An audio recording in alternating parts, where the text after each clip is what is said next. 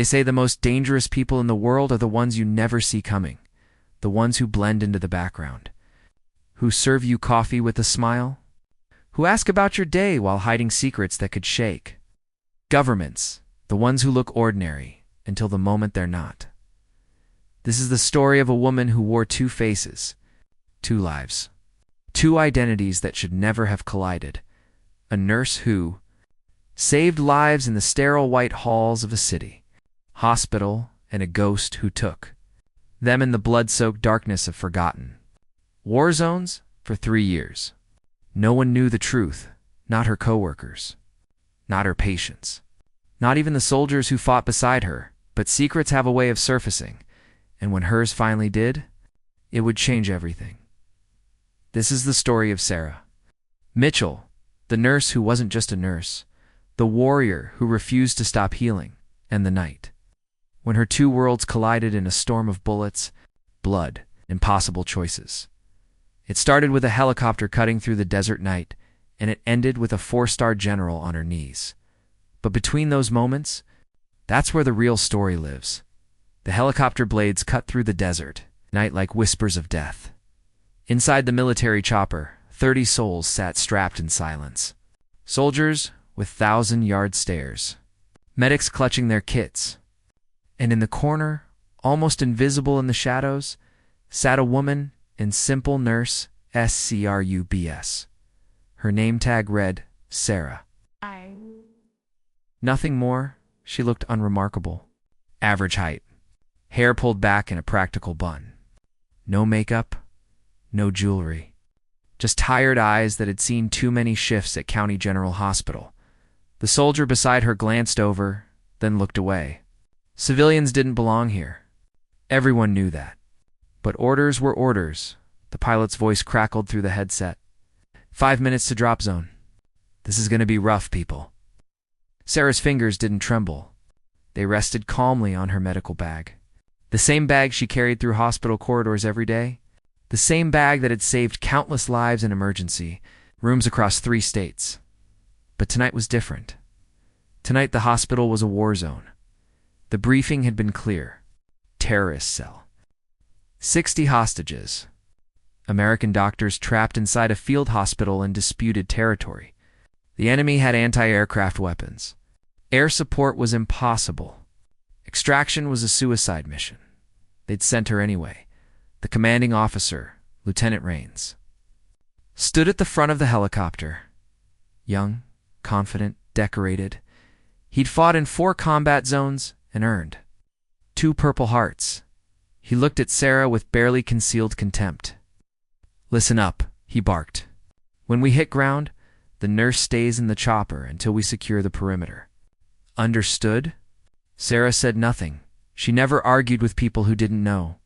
The helicopter lurched. Someone vomited. The smell of fear mixed with fuel and sweat. 30 seconds. The desert floor rushed up to meet them. Sand exploded in every direction as they touched down hard. The ramp dropped. Soldiers poured out into darkness. Gunfire erupted. Immediately, tracers lit the night like deadly. Fireworks, screams, explosions, the symphony of chaos that Sarah had heard in 7 different countries under 3 different names. Lieutenant Rains hit the ground running, shouting orders. His team fanned out with practiced precision. They were good, well-trained, professional. They lasted for minutes. The enemy had been waiting. Dug in. Prepared. Rains took shrapnel to the leg and went down hard. His second-in-command caught rounds in the shoulder. The medic was hit trying to reach them. Inside the helicopter, the pilot was screaming into his radio. "We're compromised!" "I repeat, we are compromised." Requesting immediate, Sarah's hand moved to her bag, but she didn't pull out bandages. She pulled out a satellite phone. Military grade, encrypted, the kind that didn't exist in any official. Inventory, she pressed one button, halfway around the world in a bunker beneath the Pentagon. A red light started flashing on a screen that only 12 people in the entire United States government had clearance to see. A single word appeared. Shadowfall, the analyst who saw it, went pale. "Sir, she whispered to her commander. "We have an active Phoenix protocol." The room went silent. Sarah stepped off the helicopter. The wounded soldiers looked up at her with confusion. The nurse? What was the nurse doing? She walked past them calmly. Her shoes crunched on sand and shell casings. Bullets whined past her head. She didn't flinch. She reached Rains, who was clutching his bleeding leg. "Get back to the chopper," he gasped through pain. "Civilian evacuation protocol." Sarah knelt beside him. Her eyes met his. And for the first time in his military career, Lieutenant Rains saw something that made him forget about the pain. Forget about the bullets. Forget about everything except the impossible depth of experience in those tired, calm eyes. "Listen carefully," Sarah said softly. "You're going to hand me your radio. You're going to tell your men to hold position, and you're not going to ask questions." Her voice carried absolute authority, the kind that couldn't be taught, only earned. Rains, without understanding why, handed her his radio. Sarah stood. She clicked the transmit button. "This is Nightingale," she said into the darkness. "Authorization, Omega 7 Tango. All hostile forces have 60 seconds to surrender or be eliminated." In the enemy positions, hardened fighters laughed. Some nurse was making demands. 59 seconds later, they stopped laughing. And if you want to know what happened next, make sure you're subscribed. Because what this hospital was about to learn would change everything they thought they knew about the quiet nurse who worked the overnight shift. The silence lasted 3 heartbeats. Then the sky opened. Up they came from nowhere and everywhere at once. Black helicopters without markings. Fast movers screaming overhead. Laser designators painting targets across the compound. Enemy fighters who'd been laughing 10 seconds ago were now scrambling for cover. Too late. Precision. Strikes turned their positions into memories. Not random bombing. Surgical, calculated, each explosion exactly where it needed to be and nowhere else.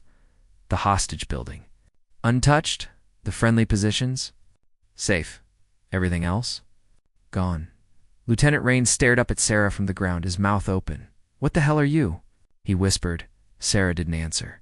She was already moving toward the hospital entrance. The building was a converted school. Concrete walls. Narrow windows.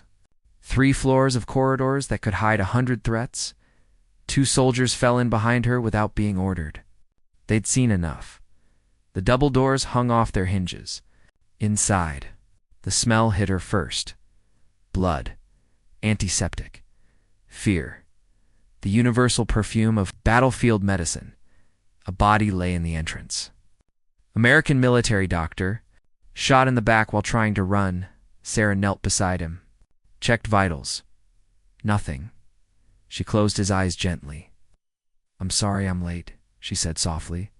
Deeper in the building, she could hear voices. English. Shouting. Someone was still alive.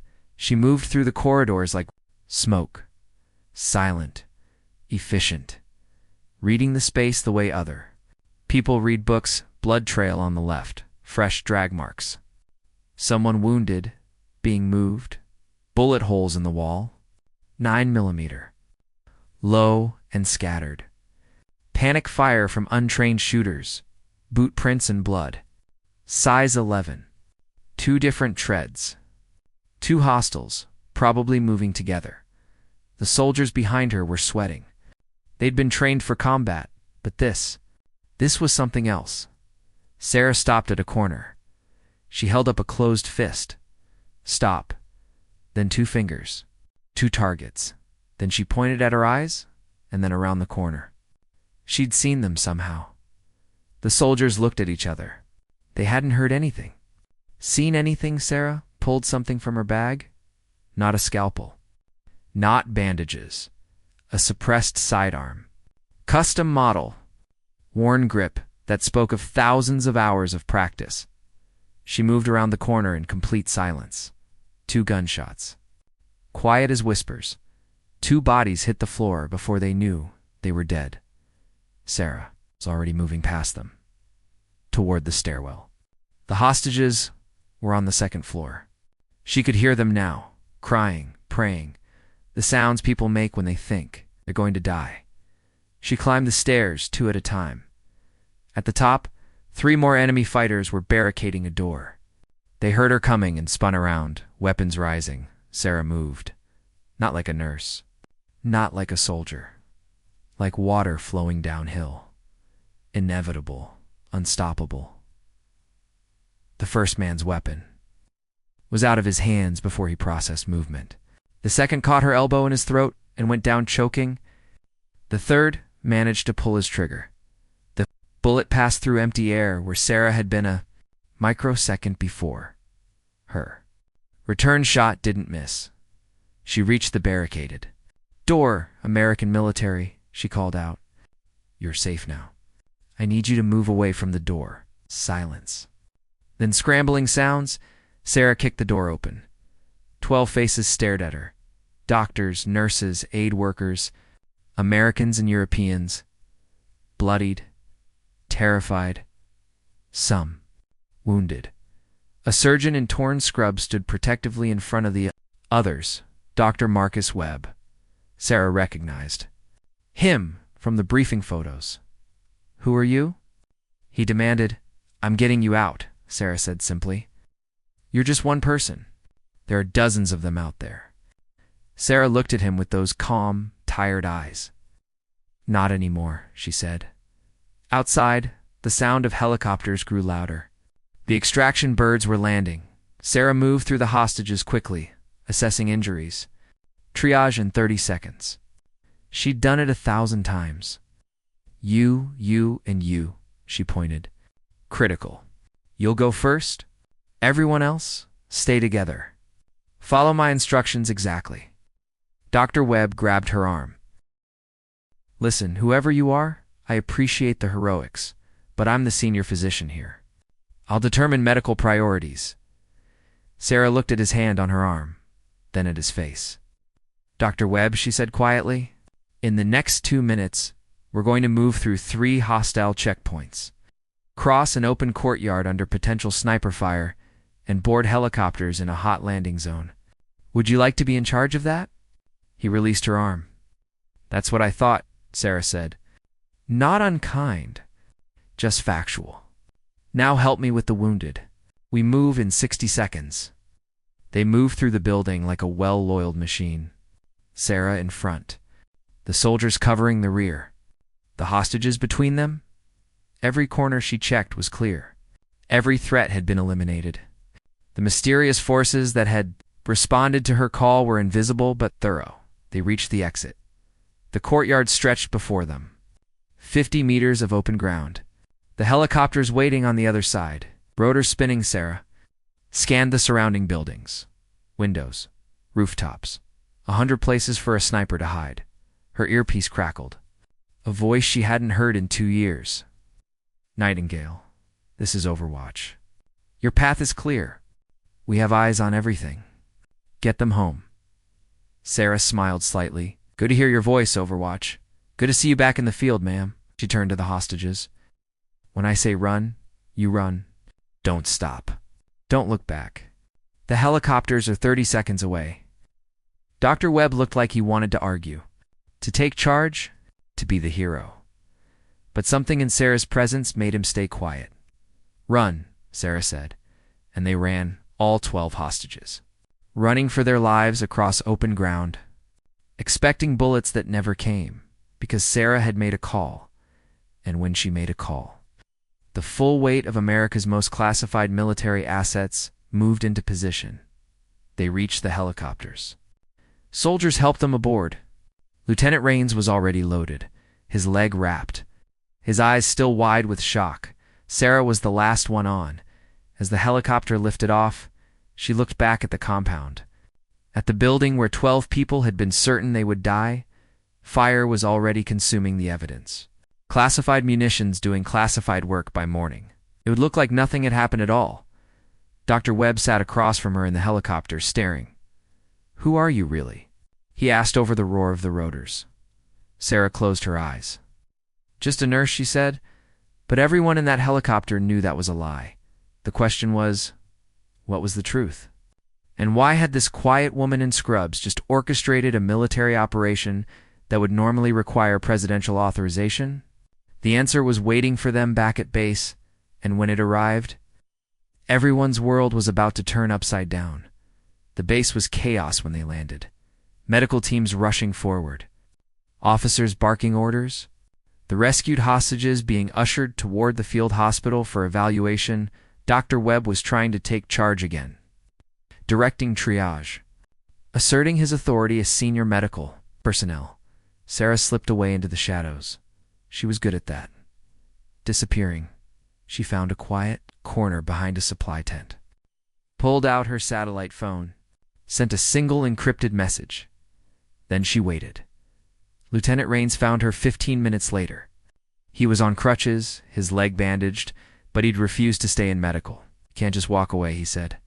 His voice was different now, respectful, maybe a little afraid. "I need a debrief. I need to know what the hell just happened out there." Sarah looked up at him. "You conducted a successful hostage rescue, Lieutenant. 12 civilians extracted with 0 friendly casualties. You should be proud." "Don't give me that," Rain said. "I saw what happened. I heard that radio call. Authorization? Omega 7 Tango? That's not standard protocol. That's not anything I've ever heard in 10 years of service." "Then maybe you're not cleared to hear it," Sarah said softly. Rain stared at her. Then he lowered himself painfully onto a supply crate beside her. "Listen," he said. "I don't know who you are. I don't know what agency you work for. But you saved my men. You saved those hostages. I owe you. You don't owe me anything. At least tell me your real name." Sarah smiled slightly, sad, tired. "Sarah is fine." "Sarah what?" "Just Sarah." Before Rains could press further, shouting erupted from the direction of the command tent. Angry voices. Dr. Webb's voice rising above the others. Sarah closed her eyes. She'd been hoping to avoid this. "You should get back to medical," she told Rains. "That leg needs proper attention." "What about you?" "I'll be fine." But as she said it, 2 military police officers rounded the corner, grim-faced. "Purpose in their stride, ma'am," one of them said. "Colonel Hendricks wants to see you. Now." Rains started to stand. "Now wait just as Sarah put a hand on his shoulder, gentle, firm.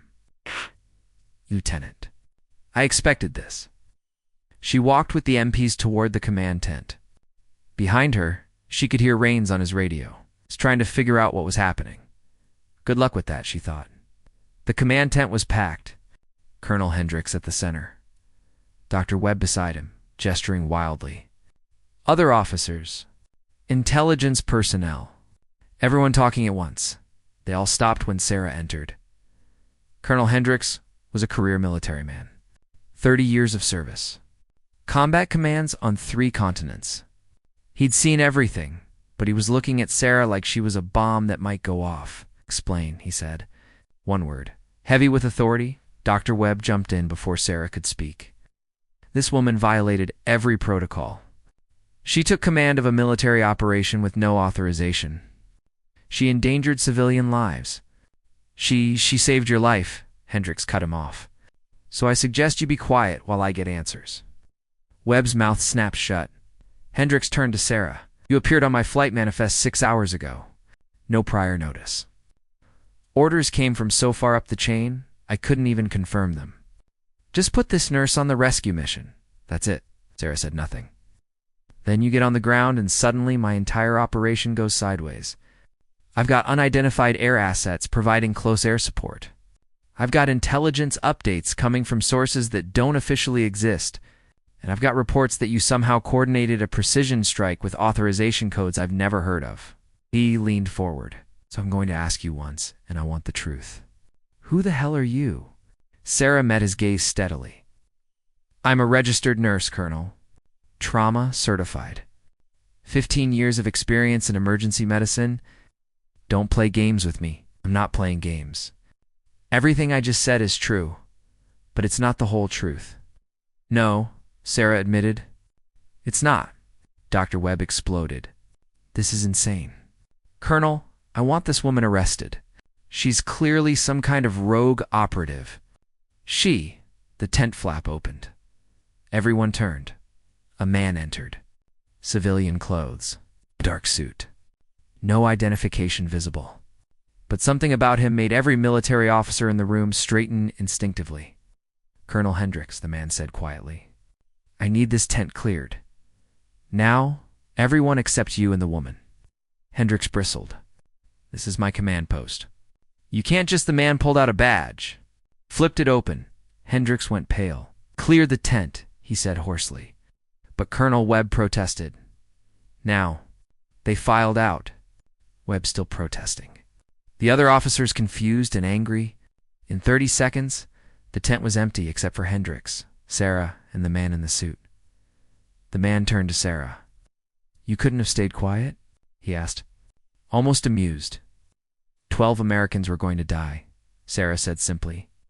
"And you were ordered to observe only. Provide medical support if extracted with the hostages. Nothing more. Orders change when the situation changes." The man sighed. "You know what this means?" "I know." Hendricks looked between them. "Would someone please tell me what the hell is going on?" The man in the suit turned to him. "Colonel, what you're about to hear is classified at the highest levels. You will never speak of it. You will never write about it. You will never even think about it in a way that could be compromised. Do you understand?" Hendricks nodded slowly. "This woman," the man continued, gesturing to Sarah, "is not just a nurse. She is also a deep cover operative for a program that officially does not exist. She has spent the last 3 years embedded as a civilian healthcare worker while conducting intelligence operations in 14 countries. Hendricks stared at Sarah. "Medical credentials are real?" The man went on. "Her nursing license is real. She has saved hundreds of lives in hospitals across the country. But she has also eliminated threats to national security that you will never read about in any after-action report." "Why nursing?" Hendricks asked. Sarah spoke quietly. "Because nurses are invisible. We're trusted. We go everywhere. We hear everything. And nobody ever suspects us." "She was supposed to retire after this mission," the man in the suit said. "Settle into a quiet life. Maybe teach at a nursing school?" But she went active again. "I made a choice," Sarah said. "A choice that's now compromised your entire cover. Better than letting 12 people die." The man studied her for a long moment. Then he nodded slowly. "Get some rest. We'll figure out what happens next in the morning." He left without another word. Hendricks sat down heavily. "How many people have you killed?" he asked Sarah. She looked at him with those tired, calm eyes. "Fewer than I've saved," she said. And somehow, that was the most frightening answer he could have imagined.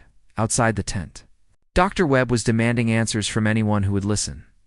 Lieutenant Rains was trying to piece together the truth. And somewhere in the night, encrypted messages were flying between secure facilities across 3 continents, because Sarah had broken protocol. And when someone like her breaks protocol, the ripples spread far and wide. By morning, the truth would come out, and nothing would ever be the same. Dawn broke over the base like a wound. Sarah hadn't slept. She never did after operations. Too much adrenaline. Too many faces in her memory. She sat outside the medical tent, drinking terrible coffee, watching the sun turn the desert from black to gold. Lieutenant Rains found her again, still on crutches. "Still refusing to rest?" "You're persistent," Sarah observed. "So I've been told." He sat down beside her uninvited. "I've been asking questions. Nobody will tell me anything. But I've been in the military long enough to recognize a cover-up when I see one. Sometimes things are classified for good reasons, and sometimes people hide behind classification because the truth is uncomfortable." Sarah smiled slightly. "You're smarter than you look, Lieutenant. Is that a compliment or an insult?" "Both." They sat in silence for a moment. Then Rain spoke quietly. "My men are alive because of you. Those hostages are going home to their families.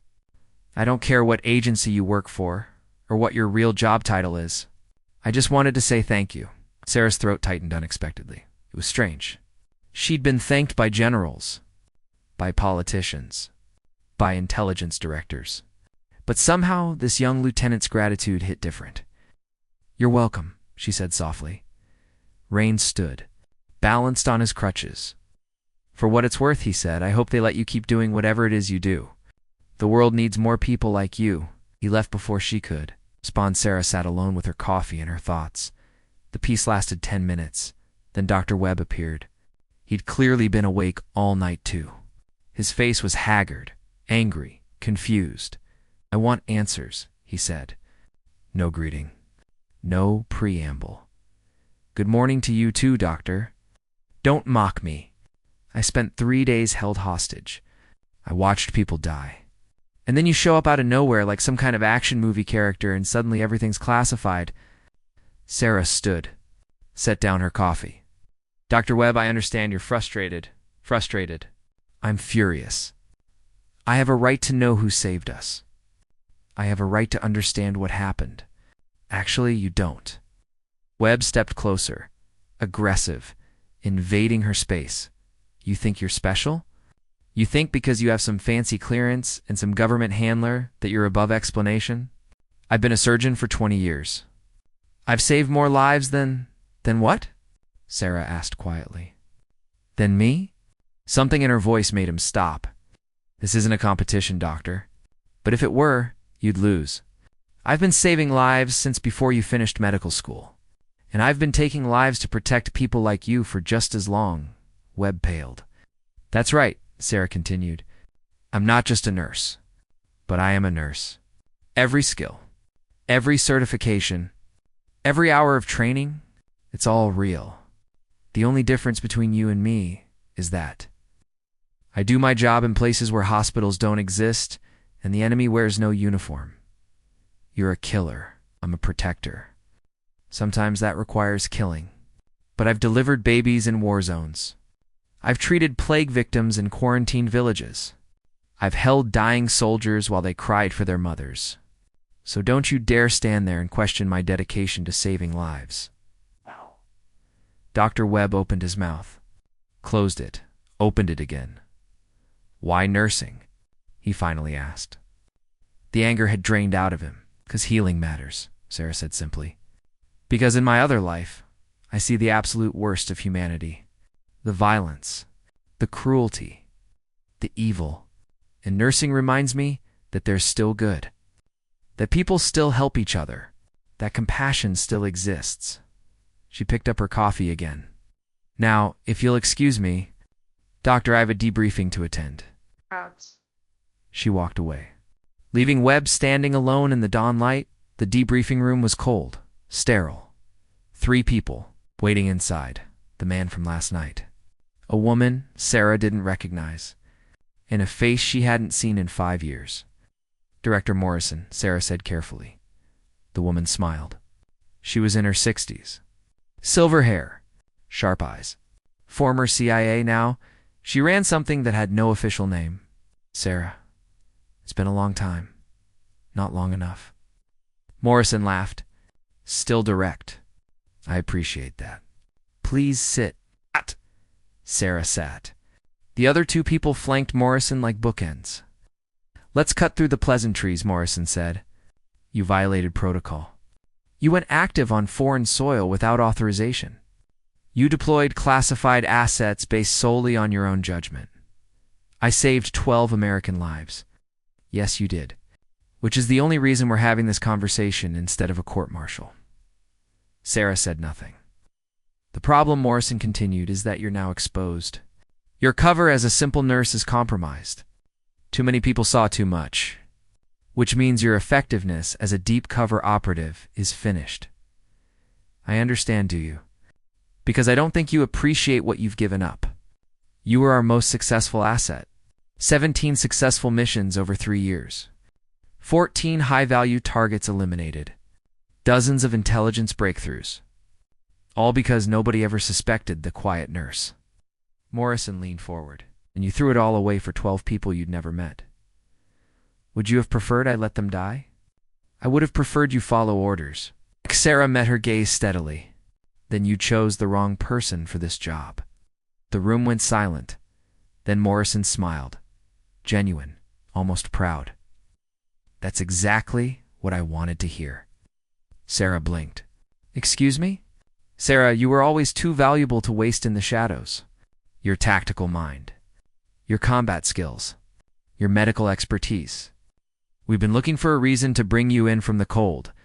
Bring me into what? Morrison nodded to the man in the suit. He opened a folder. There's a new program being established. Joint Task Force, CIA, FBI, Military Special Operations. Designed for scenarios exactly like what happened last night. Impossible situations. Hostage rescue, counterterrorism, medical. Evacuation in hostile territories. He slid a document. Across the table, we want you to lead. Sarah stared at the papers. You can't be. Serious. Completely serious. You'd have full operational authority. Direct access to presidential-level assets. And a team of the best operators in the world.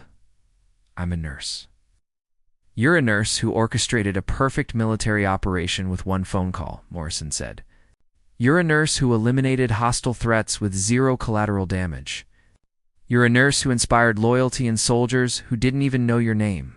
She stood. The world needs what you are, Sarah. All of what you are. Not just the shadow operative. Not just the trauma nurse.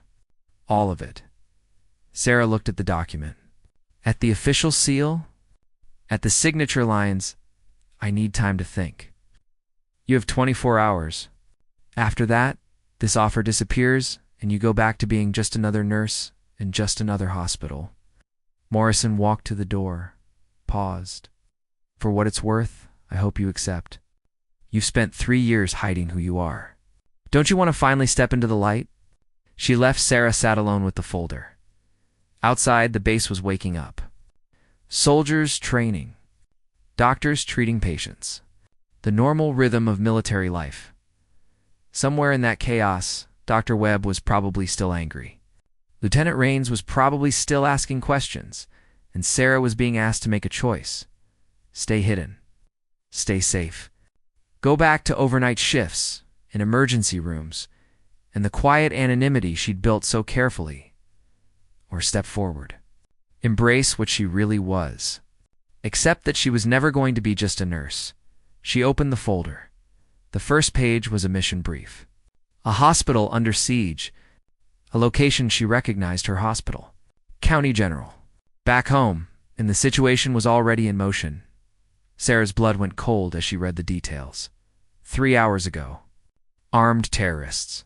200 hostages, including hospital staff. They were asking for her. Specifically, someone had figured out who she really was, and now everyone she'd worked with for 3 years was in danger. Sarah stood. The decision was already made. She'd been trying to protect 2 worlds by keeping them separate, but those worlds were colliding, and the only way to save both was to stop. Hiding it was time for Sarah to come home, and when she did, the truth was going to shake that hospital to its foundation. The flight home took 14 hours. Sarah spent every minute planning. County General Hospital. 500 beds. 3,000 employees. In the heart of the city where she'd worked the overnight shift for 3 years, where her coworkers knew her as Quiet Sarah. Reliable Sarah. The one who always volunteered for extra shifts and never complained. They had no idea what was coming. The helicopter touched down on a military airfield 30 miles from the hospital. A convoy was waiting. Armored vehicles, SWAT teams, FBI tactical units, and standing in the middle of it all, looking tired and angry, was FBI Special Agent Marcus Chin. Sarah had worked with him once, 2 years ago, a joint operation that officially never happened. They told me you were coming, Chen said. I told them it was a bad idea. Good to see you too, Marcus. This isn't a joke, Sarah. These people know who you are. They've done their homework. They have a list of your real missions, photos, dates, everything. How? We don't know. But they're using it as leverage. They say they'll release everything to the media unless their demands are met. Sarah felt ice in her stomach. What are they asking for? They want you to walk into that hospital alone, unarmed. They want to put you on trial in front of the hostages. Show everyone what you really are. And if I don't, Chen's jaw tightened. They kill one hostage every hour. Sarah looked toward the city skyline. Somewhere in those buildings was her hospital. Her coworkers. People she'd laughed with. Shared coffee with. People who thought they knew her. How many hours since the first deadline? 2. Sarah, I'm sorry. We tried to get them out. We tried negotiation. But they're serious. They've already shown me. Chen pulled out a tablet. Pulled up video footage Sarah watched. Her face didn't change, but her hands clenched into fists. Dr. Raymond Patel, pediatrician, father of 3. He'd always brought cookies on night shift. Dead. Shot in the hospital lobby. Made into an example. They're broadcasting everything, Chen said quietly. Social media. News networks. The whole world is watching. Sarah's voice was ice. Get me a layout of the building. All entry points. Ventilation, electrical. Everything. You're not going in there alone. Yes, I am. For Sarah, she turned to him. And Chen, who'd served in Afghanistan and survived 3 gunfights, took an involuntary step back. Marcus, those people in there are my responsibility. My coworkers. My friends. This is happening because of who I am. So I'm going to fix it. This is a suicide mission. Then it won't be my first. She walked toward the command vehicle. Officers and agents parted before her like water. Inside the vehicle, tactical displays showed the hospital from every angle. Thermal imaging. Satellite feeds. Police drones hovering at a careful distance. Sarah studied the screens. 12. Hostiles. Professional. Organized. They'd locked down every entrance. Blocked every stairwell. Turned the hospital into a fortress. And in the center of it all, 200 terrified people. Sarah recognized faces on the thermal display. Nurses from her floor. Doctors she'd assisted in surgery. Security guards who'd walked her to her car after late shifts. Her phone buzzed. Unknown number, she answered. Is this the famous Sarah? A man's voice, accented, confident. Who is this? My name is Yusuf. I'm the man who's going to expose you to the world. Tell me, Sarah, do your coworkers know how many people you've killed? Sarah kept her voice level. What do you want? Justice. You've spent 3 years hiding among these people. Playing nurse. Pretending to be normal, but you're a weapon. Killer. And the world deserves to know. So this is about revenge. This is about truth. You destroyed my organization, killed my brother, and then you disappeared into your civilian life like nothing happened. Sarah's mind raced. Yusuf, brother, organization, Damascus. 2 years ago, counterterrorism operation. She'd eliminated a cell planning attacks on U.S. hospitals. The leader had a younger brother. Intelligence had said he was studying abroad. Not a threat. Clearly, intelligence had been wrong. Your brother was planning to poison children's hospitals, Sarah said quietly. I stopped him. You murdered him. I saved lives. Then come save these lives. You have 1 hour. Come alone, unarmed, or I start killing your friends. And I'll make sure you watch every single one. The line went dead. Sarah set down the phone. Chen was watching her. You have a plan? I have the beginning of one. She turned to the tactical coordinator. I need 3 things. First, cut all cell signals, except one specific frequency. Second, I need a full override of the hospital's electrical system. Third, I need a medical bag, fully stocked.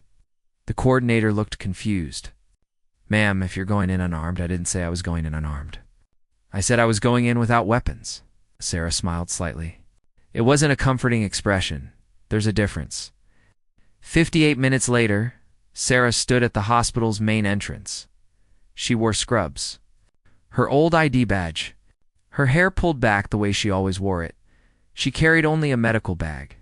Through the glass doors, she could see bodies in the lobby, barricades, armed men watching her approach. Behind her, 200 law enforcement personnel held their breath. Sarah pushed open the door, walked into the hospital where she'd spent 3 years building up life. The door closed behind her with a sound. Like a coffin lid, Yusuf was waiting in the lobby, tall, young, burning. With righteous fury, the famous Sarah, he said. The ghost who kills in the dark? Welcome home. Round him, his men raised their weapons. Behind the reception desk, Sarah could see nurses huddled together. Maria, who always shared her lunch. David, who told terrible jokes. Lisa, who was 8 months pregnant. They stared at Sarah with confusion. Hope, not understanding why she was here alone. I'm here, Sarah said calmly. Let them go, Yusuf laughed. You think it's that simple? No, first you're going to confess. Every mission, every kill, every lie you told these people. And they're going to watch. The whole world is going to watch. He gestured to cameras set up around the lobby, broadcasting live. Tell them who you really are. Sarah looked at the cameras, at her co-workers, at the armed men who thought they'd won. Then she set down her medical bag. Okay, she said. You want the truth? Here it is. She looked directly into the nearest camera. My name is Sarah Mitchell. For the last 3 years, I've worked at this hospital as a trauma nurse. Everything you saw was real. Every patient I treated, every life I saved, every shift I worked, all of it was real. She paused. But you're right. That's not all I am. Maria made a small sound of fear. Sarah continued. I'm also a classified operative. I've conducted missions in 17 countries. I've stopped terrorist attacks, rescued hostages, eliminated threats to national security. The hostages were staring at her. Disbelief, betrayal, fear, and yes, Sarah said quietly, I've killed people. 47 confirmed. Each one a threat. Each one a choice between their life and innocent lives they would have taken. Yusuf smiled triumphantly. Finally, the truth. But there's one more truth, Sarah said. Her voice dropped. Became something cold and precise. The truth you're about to learn. Her hand moved to her medical bag. Yusuf's men started to raise their weapons, too slow. Sarah pulled out a scalpel. Threw it in one fluid motion. The blade buried itself in the throat of the nearest gunman. Then everything happened at once. The lights went out. Emergency power kicked in. But Sarah had memorized every shadow. She moved through the darkness like death itself. Another scalpel. Another throat. Gunfire erupted. Muzzle flashes lighting the lobby like strobe lights, but Sarah was never where they aimed. She'd been mapping angles since the moment she walked in, counting steps, measuring distances. This was what she was. Not a nurse, not an operative. Both. Always both. She dropped behind the reception desk where the hostages were cowering. Stay down, she said calmly, like she was back in the ER, professional, controlled. Maria was crying. Sarah, what? Later. Right now. Trust me. Out. Another scalpel thrown. Another target down. Yusuf was screaming orders in the darkness. His men were panicking. Firing wildly, Sarah pulled something else from her medical bag. A syringe, fast-acting sedative, military grade. She moved through the chaos. Silent, efficient, one by one. Yusuf's men fell, not dead. Sleeping, because Sarah was still a nurse, and nurses saved lives when possible. Only when there was no other choice did she kill 5 minutes. That's all it took. 5 minutes to neutralize 12 armed terrorists with nothing but medical supplies and 3 years of muscle memory from working these hallways. The lights came back on. Yusuf stood alone. His weapon pointed at Sarah, his hand shaking. You're a monster, he breathed. Sarah looked at him, at the cameras, at her co-workers who were seeing her clearly for the first time. No, she said quietly. I'm a nurse who refuses to let people die. even if it means becoming something terrible to stop something worse. Behind the glass, SWAT teams were breaching. Sarah's phone buzzed. One message. Incoming. ETA 30 seconds. She looked at Youssef. It's over. Not yet. He swung his weapon toward the hostages. Sarah was already moving. Crossed the distance in 3 strides. Disarmed him with practiced efficiency. Held him down as tactical teams poured in. It was over. The hostages were safe. The terrorists were in custody, and Sarah's secret was out for the entire world to see. She stood in the lobby of County General, surrounded by SWAT officers, watched by cameras, stared at by coworkers who didn't know whether to thank her or fear her outside. Helicopter blades were getting louder. Someone very important was about to arrive, and when they did, everyone would finally understand exactly who Sarah really was. The helicopter landed in the hospital parking lot. Not a police helicopter. Not a news helicopter. Marine One. The president's helicopter. Every law enforcement officer in the area snapped to attention. The crowd that had gathered behind police barriers went silent. Even the news cameras seemed to focus with new intensity. Sarah stood in the lobby, still in her blood-stained scrubs, and watched through the glass. The helicopter door opened. But it wasn't the president who stepped out. It was a woman in a 4-star general's uniform. General Rachel Kane, commander of Joint Special Operations Command. One of the most decorated officers in U.S. military history, she walked toward the hospital with purpose. Behind her, 6 soldiers in full-dress uniform followed. The SWAT team parted. FBI agents stepped aside. General Kane entered the lobby. Her eyes swept the scene. The subdued terrorists. The shocked hostages. The medical supplies scattered across the floor. Then her eyes found Sarah. Sarah straightened instinctively. Old habits. Kane walked directly to her. The entire lobby held its breath. Every eye was fixed on the 4-star general standing before the woman they'd known as just Sarah, the quiet nurse from the overnight shift, who made terrible coffee but cared about everyone. General Kane stood perfectly still, 4 stars gleaming on her shoulders. This woman commanded armies, sat in rooms with presidents. She looked at Sarah with reverence. Then General Kane brought her hand up in a crisp salute. "Colonel Mitchell," she said, her voice carrying across the lobby. "It's an honor to see you again." The world stopped. Maria's hand flew to her mouth. Colonel? Sarah was a colonel. Other nurses gasped. Dr. Webb went pale. Agent Chen closed his eyes. He'd known this was coming.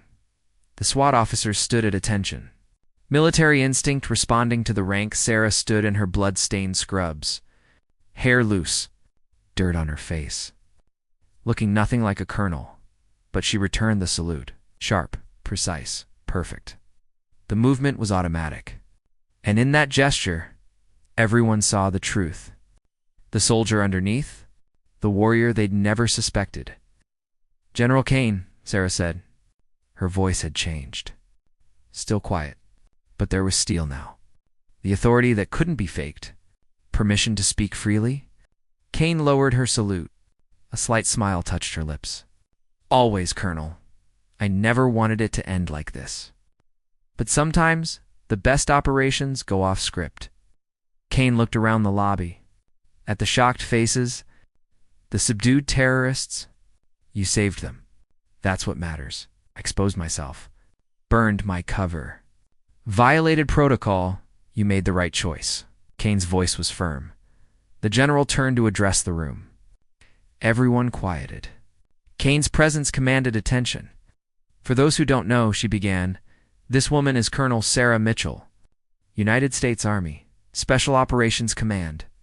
She holds the Distinguished Service Cross, our nation's 2nd highest award for valor, 2 silver stars, the Defense Superior Service Medal." Sarah closed her eyes. She'd never wanted her coworkers to know about the medals. "She was recruited 15 years ago," Kane continued.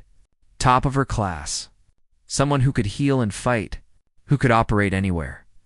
The general stopped. looking at the nurses who'd worked beside Sarah. Colonel Mitchell earned every nursing credential.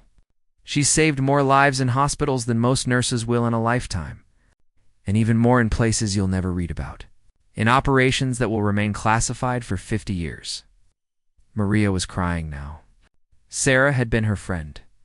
They'd shared lunches, talked about their lives, but how much had been real? She could have told you the truth, the general said gently, but every person she got close to became a target. The people Colonel Mitchell fights don't play by rules. They target families, friends. She looked at Maria, at David, at Lisa. So she kept you safe by keeping you in the dark, by living a lie so convincing that even she started believing it. Sarah's hands were shaking now, just slightly. She clenched them into fists to make it stop. Kane walked back to stand beside Sarah. The last 3 years were supposed to be her retirement. We gave her a new identity, a quiet life, a chance to be normal after 15 years of war. She was supposed to work her shifts, treat her patients, and never think about the things she'd done, the people she'd killed, the nightmares she'd earned. But you couldn't do it, could you? Director Morrison stepped forward from the doorway. She'd been watching silently, but now she joined the revelation. You couldn't just be a nurse. You kept monitoring threat assessments, tracking terrorist cells. Staying ready? Sarah finally spoke. Her voice was barely above a whisper. I thought I could have both. Be a real nurse. Help people. Live a normal life. But also be ready if something happened. If someone needed the other skills I have. She looked around at the faces staring at her. Co-workers who suddenly seemed like strangers. I never meant for it to be like this, she said. I never wanted you to see this. She gestured at herself, at the bodies, at the evidence of violence. Like what? Lisa asked. The pregnant nurse's voice was shaking. She had one hand protectively on her belly. You saved us, Sarah. You saved all of us. By becoming exactly what they said I was. Sarah's voice cracked. A weapon. Killer. I became the thing you're all afraid of now. No. The word cut through the lobby like a blade. Everyone turned. Dr. Raymond Patel's wife stood in the doorway. She must have just arrived. Her eyes were red from crying. She'd spent hours not knowing if her husband was alive. Then she'd learned the truth, that he'd been first to die. Shot by terrorists making an example, she walked toward Sarah, stepped steady despite the grief on her face. Mrs. Patel, Sarah started. I'm so sorry. I tried to get here sooner. I tried to. Ray talked about you all the time. Mrs. Patel's voice was thick with emotion. The nurse who always stayed late, who held patients' hands when they were scared, who cried with families when they lost someone. He said you were the most compassionate person he'd ever worked with. Sarah's throat was tight. She couldn't speak. Was that real? Mrs. Patel asked. Or was it all just part of your cover? The question hung in the air. Everyone was waiting for the answer. Sarah met the widow's eyes. It was real. Every moment. Every patient. Every time I cried with a family or held someone's hand or stayed late because someone needed help, that was all real. Then you're not a weapon, Mrs. Patel said firmly. She reached out and put her hand on Sarah's shoulder. You're a shield. My husband died because evil men wanted revenge.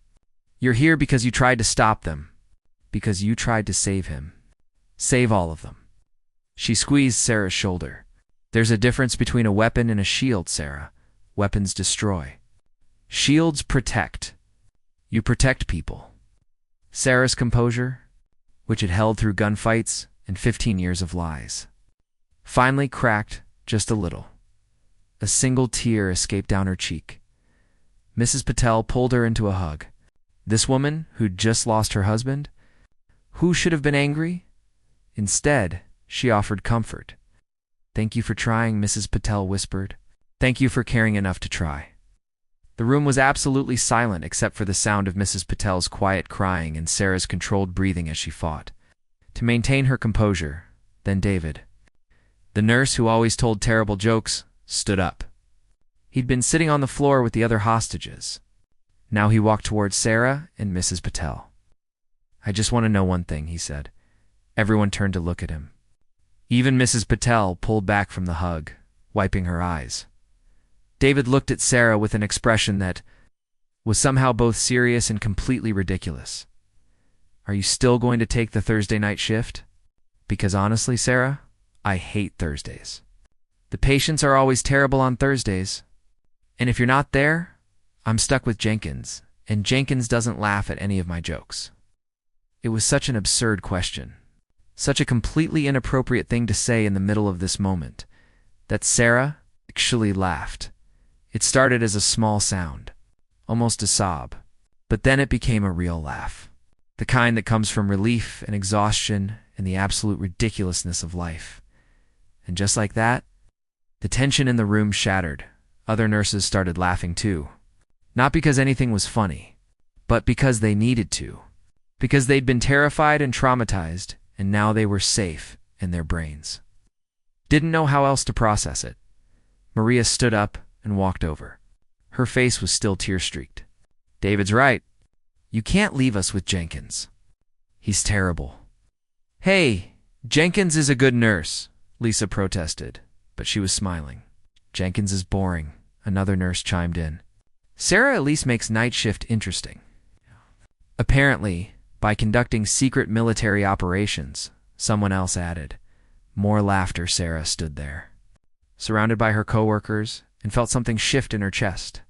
She'd been so afraid of this moment, afraid that they'd see her as a monster, a liar, someone to be feared. But they were still treating her like Sarah, their coworker, their friend, just Sarah, who happened to be able to kill 12 terrorists with medical supplies. So Thursday shift?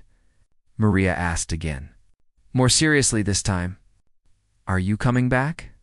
Sarah looked at her. At all of them. At the people she'd worked with for 3 years while hiding who she really was. I don't know if I can, she said honestly. Everything's different now. My cover is blown.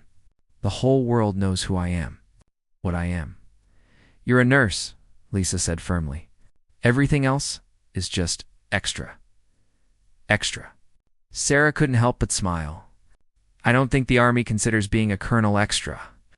The Army can share, David said. We had you first. General Kane, who'd been watching this exchange with an expression of growing wonder, spoke up. Actually, the Army had her first. By about 12 years? Details. David waved his hand dismissively. Several of the SWAT officers were trying not to laugh. This was not how hostage situations usually ended. With jokes and nurses arguing about shift coverage, Agent Chen approached Sarah. His expression was more serious. We need to talk about what happens next. The investigation. The media. Your status. I know, Sarah said. The laughter faded from her voice. Your cover is completely blown, Chen continued. Everyone knows your face now. Your real name? Your rank? Every news station in the country is running your photo. By tomorrow morning, you'll be the most famous special operations soldier in America. Which means I'm useless for undercover work, Sarah said. Completely useless, Morrison agreed. She stepped forward. Her expression unreadable. You can never go back to being invisible. Everything you were trained to do, it's over. Sarah nodded. She'd known this was coming. But that doesn't mean you're useless, Morrison continued. We've developed a new program. Joint Task Force. CIA, FBI. Military Special Operations. We want you to lead it. Full operational authority. She pulled out a folder. Presidential authorization. This is unprecedented, Sarah said. You're unprecedented, Kane replied. Can I have time to think? 24 hours, Morrison said. Sarah looked around the hospital.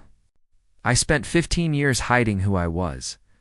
I thought becoming a nurse would let me stop lying. She met Kane's eyes. But I was still hiding. I'm tired of being half of who I am. Either the soldier or the nurse. Never both. She flipped to another page. What if I came back as a combat trauma nurse? Trained medics with tactical skills. Kane frowned. That's a step down, is it? How many medics go into war zones with zero tactical training? I could teach them to be healers who can protect. Combat Medical Training Command, Sarah said. I stopped 12 terrorists tonight with medical supplies. Imagine if every combat medic could do that. Morrison shook her head. You'd be wasting your talents. I could train hundreds who each save thousands. Kane extended her hand. Welcome back, Colonel Mitchell. Lieutenant Rains appeared on crutches. Smartest decision you've ever made. The world needs people in the light. He saluted. I'd like to transfer to your command. Maria stepped forward. Would you take civilians? Tonight, I was helpless. Teach me to be a nurse who can protect. Other nurses raised hands. Lisa, David, more. Okay, Sarah said. Military and civilian tracks.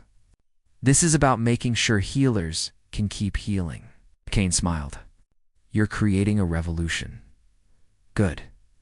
Sarah looked at Maria. I'm coming back for Thursday shifts.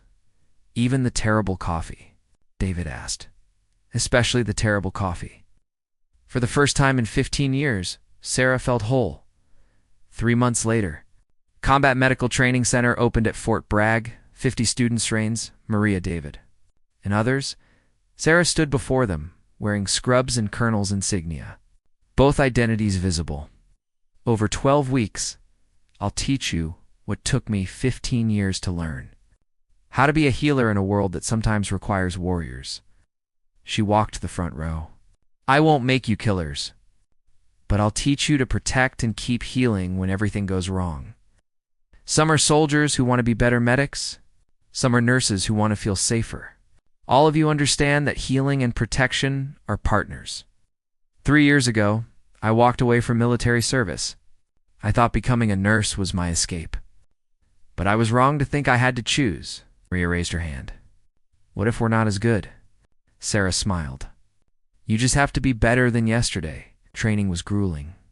Students learned tactical medicine, threat assessment, self-defense, but also compassion and patient care. Sarah taught them the 4-line under fire is as important as defensive positioning. She showed them how to defend a hospital corridor, triage under fire, stay calm in chaos, but also when not to fight. When compassion is the best tactic, Rains excelled. Maria overcame fears. David discovered talent for threat assessment. After 12 weeks, they graduated as combat medical specialists. At graduation, Kane and Morrison attended. Sarah stood at the podium in dress uniform with her nursing pin beside her insignia. You came as medics and nurses.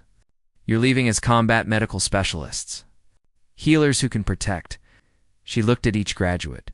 The world will ask you to choose. Soldier or nurse? Don't listen. You can be both. The graduates saluted. This was her purpose. It's teaching. Showing others the path. Maria approached after. I'm going back to County General. But I want advanced training, Rains announced as Walter Reed position. Thank you, Colonel. One by one, graduates thanked her. This was her legacy. Not classified missions.